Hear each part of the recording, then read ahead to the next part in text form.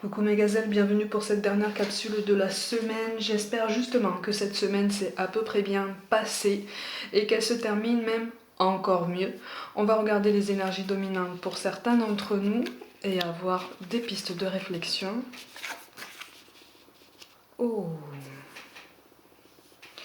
Bon, on essaye de se canaliser, on essaye de se protéger, on essaye d'explorer son côté sombre en ce sens qu'on essaye d'assumer ce qu'on perçoit comme nos défauts, comme nos faiblesses, si tant est que ça en soit.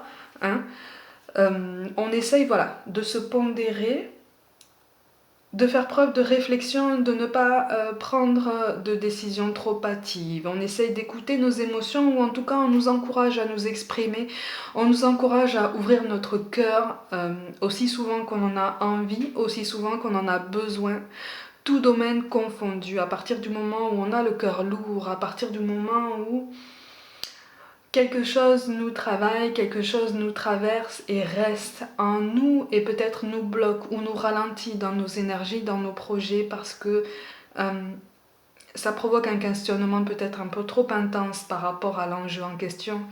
Peut-être que ça nous plonge dans un brouillard un peu trop opaque pour ce qu'il en est réellement. Pour moi, il est question d'un malentendu, d'un ou plusieurs malentendus qui peuvent être levés. Et qui seront source potentiellement de changements dans notre façon de penser, notre façon de nous considérer par rapport aux autres, encore une fois, tout domaine confondu. Mais le domaine professionnel ressort beaucoup ici, en ce sens que j'ai l'impression qu'en fait on nous demande d'être honnête avec nous-mêmes. On nous demande effectivement de rester ancré, de rester conscient des contraintes qu'on doit tous assumer au quotidien, mais surtout d'être conscient aussi de la nécessité de se convaincre qu'on a le droit de construire notre vie comme on l'entend. On a le droit de donner ce qu'on veut dans notre vie comme on l'entend et à qui on veut. On a le droit de faire quelque chose qui ne correspond pas à l'étiquette. On a le droit, et je dirais même presque le devoir, de sortir de la case dans laquelle on essaye de nous faire rentrer, sortir du moule. Parce que c'est ça qui fait qu'on est unique, c'est ça qui fait qu'on est capable de faire des choses extraordinaires qui peuvent changer le monde, qui peuvent changer notre monde, qui peuvent changer notre vie individuelle et par après le collectif. C'est ça aussi qui peut inspirer une personne dans ce fameux collectif. C'est ça qui peut influencer et éclairer une personne dans ce fameux collectif. Et là, en fait, on nous pousse à avancer, on nous pousse à bouger, en fait.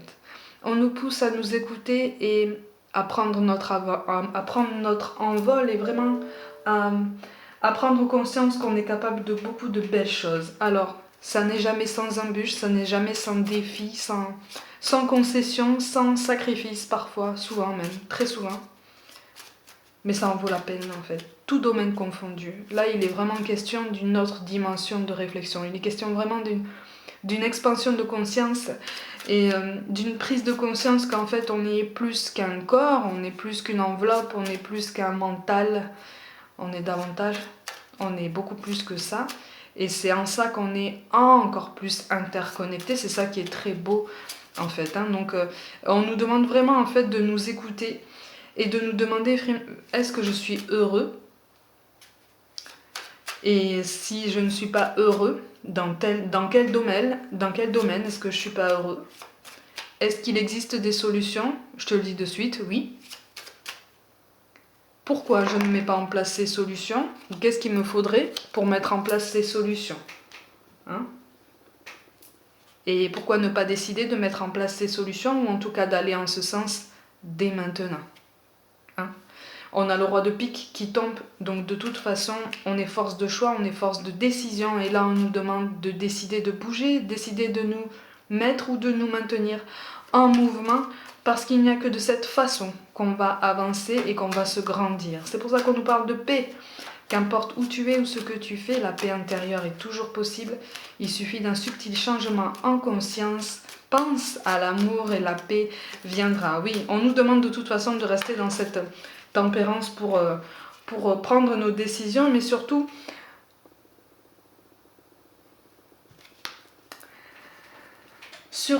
de ne pas nous laisser empêtrer dans une prudence qui pourrait devenir peut-être étouffante. Hein, pour trouver la paix, il est important de rester en mouvement, d'aller chercher les réponses et aussi loin qu'on le peut. Et une fois qu'on a trouvé ces réponses, de se poser d'autres questions tout aussi pertinentes, d'aller chercher les réponses encore plus loin et de continuer comme ça, ainsi de suite. On nous parle de cadeaux précieux. L'amitié, la famille et l'amour sont de précieux cadeaux. Ne perds pas de vue ce qui est essentiel, effectivement. Il est question d'expression, depuis tout à l'heure, d'expression des émotions, expression des sentiments. Donc là, on nous pousse vraiment à nous ouvrir et à ne pas gâcher des liens anciens et récents qui peuvent être quand même particulièrement beaux et florissants. On nous parle aussi de sources sacrées. Nous, tes anges, sommes là pour te rappeler ta magnificence. Tu es réellement un ange incarné, un être d'amour inconditionnel et de lumière, un être divin de la création pour l'éternité. Donc on nous demande d'avoir cette capacité d'ancrage en fait quotidien, ce rappel en fait à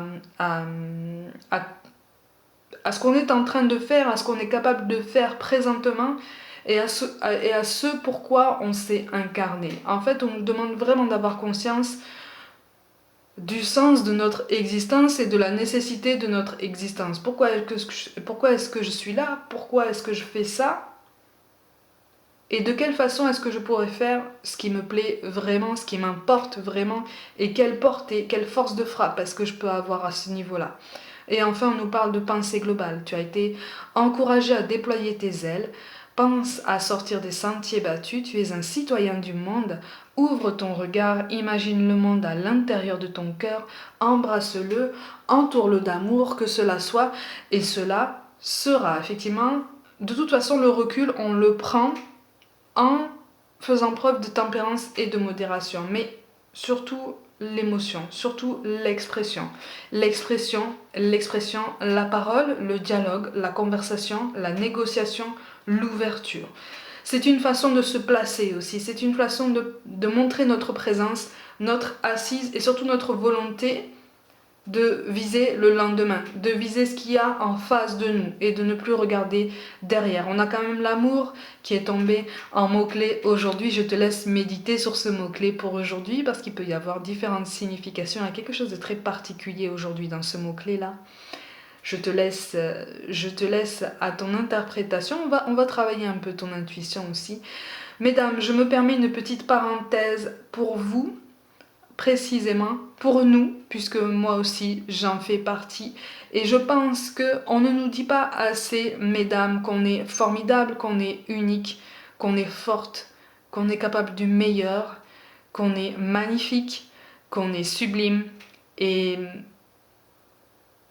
que de toute façon rien ne changera de tout ça, quelle que soit ta décision.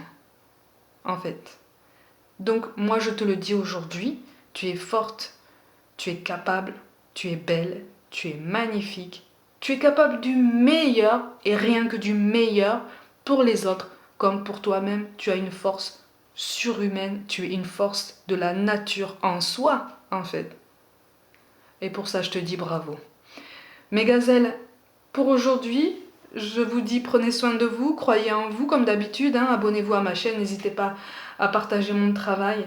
Je vous souhaite un bon week-end, je vous embrasse de tout mon cœur et je vous dis à très vite.